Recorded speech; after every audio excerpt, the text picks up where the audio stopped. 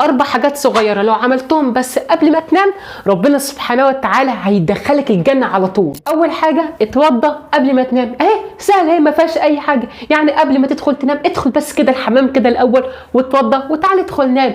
انت عارف لو انت عملت كده ربنا سبحانه وتعالى هيعمل لك ايه؟ ده ربنا سبحانه وتعالى هيسخر لك ملك ليك انت كده مخصوص ويأمره ان هو يفضل قاعد جنبك على السرير طول ما انت نايم لغايه ما تصحى من النوم.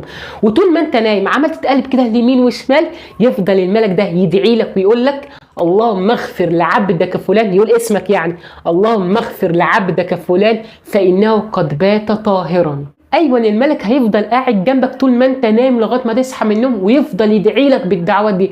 انت متخيل بقى كميه الدعوات بالرحمه والمغفره اللي انت هتاخدهم طول ما انت نايم؟ تاني حاجه، مش انت دخلت الحمام واتوضيت؟ ما فيهاش حاجه يعني قبل ما تدخل كده على السرير وتنام تجيب كده المصليه وتصلي لك ركعتين خفاف جدا جدا، حتى لو انت هتقرا فيهم سوره قل هو الله احد قل اعوذ برب الفلق، حلوه قوي برضه هتتحسب لك قيام ليل. تالت حاجه، وانت نايم كده على السرير قول بس ايه سوره الاخلاص اللي هي سوره قل هو الله احد، قولها بس 10 مرات، عشان اول لما تقولها 10 مرات ربنا سبحانه وتعالى هيبني لك ليك انت قصر كبير جدا جدا في الجنه.